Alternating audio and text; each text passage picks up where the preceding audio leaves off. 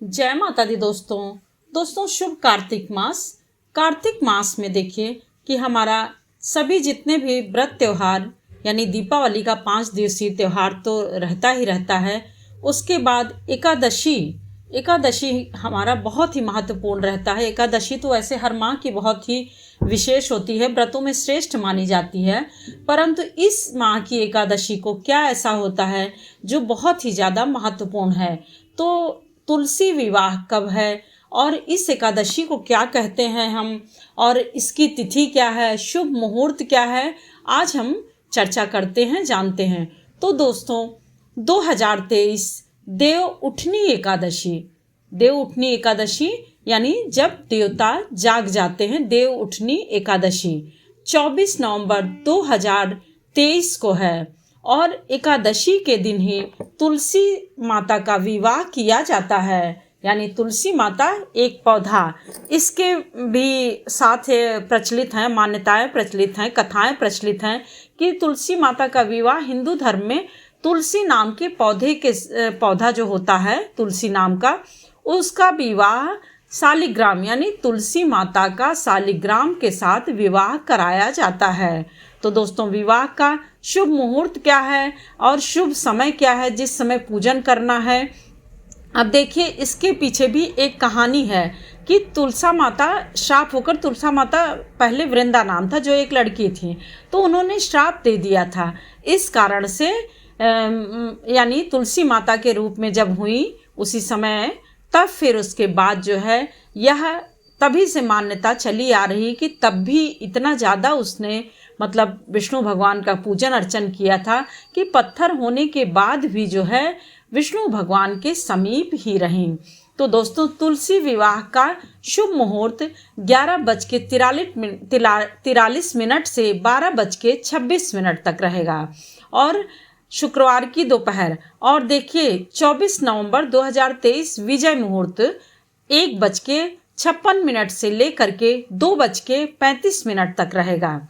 तो अब देखिए इसके पीछे की कथा जो है, तुलसी माता का विवाह यानी शालिग्राम से कराने के पीछे एक कथा है। ऐसा मान्यता है, ऐसा कहा जाता है कि कार्तिक मास की शुक्ल पक्ष की एकादशी को विष्णु भगवान के शालिग्राम स्वरूप तुलसी माता पौधे से विवाह किया जाता है। तुलसी माता एक लड़की थी पहले जिसका नाम वृंदा था।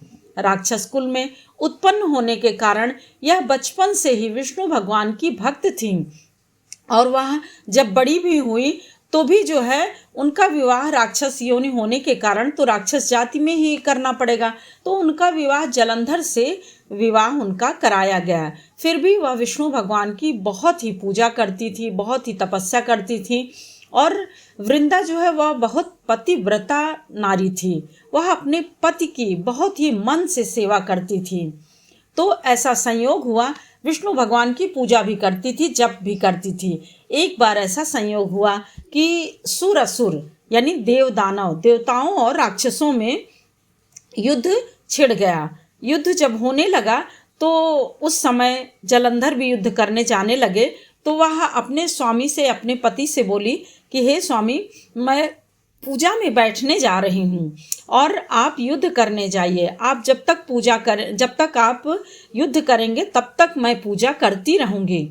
जब आप लौट के यहाँ पर आएंगे इस भवन में जहाँ मैं पूजा कर रही हूँ, तब उसके बाद मैं उठूँगी और जब तक मैं बैठी रहूँगी, पूजा करती रहूँगी, आपको कोई हरा नहीं सकता है, आपका कोई बाल बांका नहीं कर सकता है, अर्थात देवता युद्ध में आपको हरा नहीं सकते हैं। इस प्रकार से जलंधर वहाँ से चला जाता है और जा करके देवताओं से युद्ध करने लगता है। जब वह देवताओं से युद्ध कर रहा था तो देख रहे थे लोग कि सभी देवता हार जा रहे थे, जलंधर जीतता चला जा रहा था। जलंधर तो हार ही नहीं रहा था, चाहे जितने अस्त्र शस्त्रों का प्रयोग किया जा रहा था, यानी देवताओं के द्वारा कितने भी अस्त्र शस्त्र प्रयोग किए जा रहे थे उसको मारने के लिए, परंतु वह नहीं मर रहा था, वह पुनः जीवित हो जा रहा था। उसकी शक्ति के आगे देवता पीछे हो गए थे, युद्ध हारने लगे।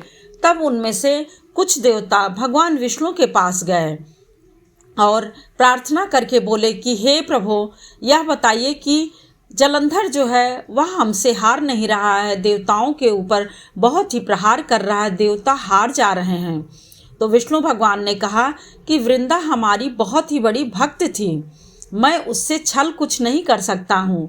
इस प्रकार से मैं ऐसा कुछ भी नहीं करूँगा, क्योंकि मेरा व्रत वो तब कर रही है तो निश्चित ही उसका पति जीतना है, उसके पति को जीतना है, उसका पति ही जीतेगा।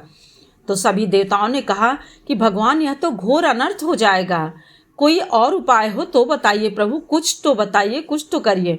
तो विष्णु भगवान ने कहा एक उपाय है, मैं जैसा कहता हूँ वैसा ही तुम लोग करो, तुम लोग जाओ युद्ध करो और मैं वृंदा के पास जाता हूँ। तब भगवान विष्णु ने जलंधर का रूप धर के वृंदा के महल में पहुँच गए। अपने महल में पति जलंधर को देखकर वृंदा जब जो अनुष्ठान पूजा तप कर रही थी उससे वह उठ करके विष्णु भगवान के पैर छुए, यानी जलंधर रूप में जो धारण किए थे विष्णु भगवान उनके पैर छुए।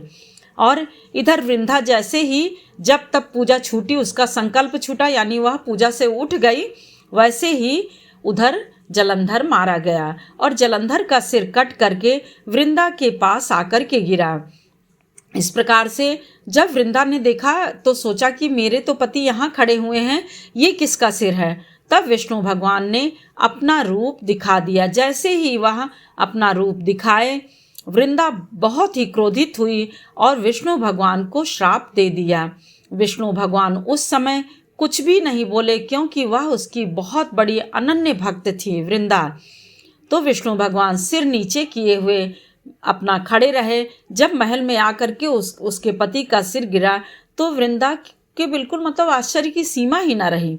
और तभी जो है वह जैसे ही मतलब सिर को देखी, विष्णु भगवान की तरफ देखी, तो उसको क्रोध आया और विष्णु भगवान सिर को नीचे किए हुए थे। तभी वृंदा ने उनको श्राप दे दिया। श्राप देने के बाद वह उनसे कुछ भी नहीं बोली और सिर मतलब विष्णु भगवान भी सिर नीचे किए हुए ही थे, वह भी कुछ उससे नहीं बोले और वह पत्थर स्वरूप हो गए। देवताओं में हाहाकार मच गया। जब वृंदा ने अपना श्राप वापस लेना चाहा तो भी उसका मन नहीं कर रहा था, लेकिन देवता लोग आए, प्रार्थना बहुत किए, तब वृंदा ने अपना श्राप वापस ले लिया और कहा कि अपने पति का सिर लेकर वह मतलब सती हो गई उसी समय, और उनकी राख से जो एक पौधा उत्पन्न हुआ और विष्णु भगवान का जो स्वरूप शालिग्राम का था, उसने कहा कि यह जो है आप मतलब जो भी यानी तुलसी के पौधे को और भगवान विष्णु के शालिग्राम स्वरूप को, इन दोनों को लेकर के जो भी देव उठनी एकादशी के दिन एक साथ विवाह कराएगा, पूजा करेगा, तप करेगा, ध्यान करेगा, उसकी सभी मनोकामनाएं पूर्ण होंगी और उसका सदैव ही कल्याण होगा। और इस प्रकार से तुलसा माता सदैव विष्णु भगवान के साथ ही रहीं, क्योंकि और यह कार्तिक मास की शुक्ल पक्ष की एकादशी को ही करना है। तो इसीलिए तब से मान्यता चली आ रही है पत्थर स्वरूप विष्णु भगवान यानी शालिग्राम स्वरूप विष्णु भगवान की जो शादी है वह तुलसा नामक पौधे से, जो कि वृंदा पहले थी, तुलसा नामक पौधे से संपन्न कराया जाता है। और इसका बहुत ही ज़्यादा सनातन धर्म में, हिंदू धर्म में इसका बहुत ही ज़्यादा विशेष रूप से महान महत्व है और विशेष रूप से कल्याणकारी माना जाता है।